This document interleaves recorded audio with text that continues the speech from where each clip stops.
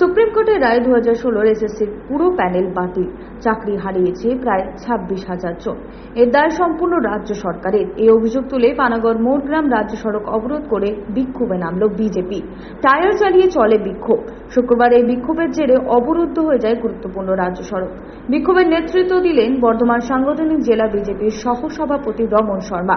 তিনি হুঁশিয়ারি দিয়ে বলেন, অনেকে তৃণমূলের কাছে ঘুষ দিয়ে চাকরি পেয়েছিল, কিন্তু যারা যোগ্যভাবে চাকরি পেয়েছিল তাদেরও চাকরি গেল কেন? রাজ্যের মুখ্যমন্ত্রী কেন মহামান্য আদালতের কাছে নথি জমা দিলেন না? পশ্চিমবঙ্গে আসল চোর মুখ্যমন্ত্রী। তারা মুখ্যমন্ত্রীর পদত্যাগের দাবিতে এদিনের এই বিক্ষোভে নেমেছে বলে জানান। আমরা জানি যে যেভাবে টাকার বিনিময়ে চাকরি দিয়েছিল এই তৃণমূল কংগ্রেস আর এই অপদার্থ মমতা ব্যানার্জি সব নথি কোর্টে দিতে পারেনি বলে আজকে 26,000 ছেলে মেয়েদের বেকার হতে হয়েছে। 8,500 প্রমাণিত ছিল তারা তৃণমূলের কাছে ঘুষ দিয়েছিল, ঘুষ দিয়ে তারা চাকরি পেয়েছিল, কিন্তু বাদবাকি ছেলে মেয়েদের কি দোষ?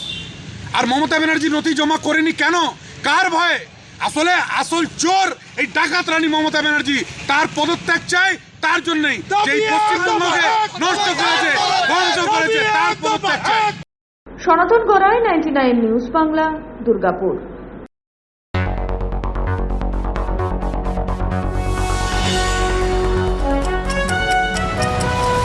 আপনারা দেখছেন 99 নিউজ বাংলা। বদলাবো আমরা।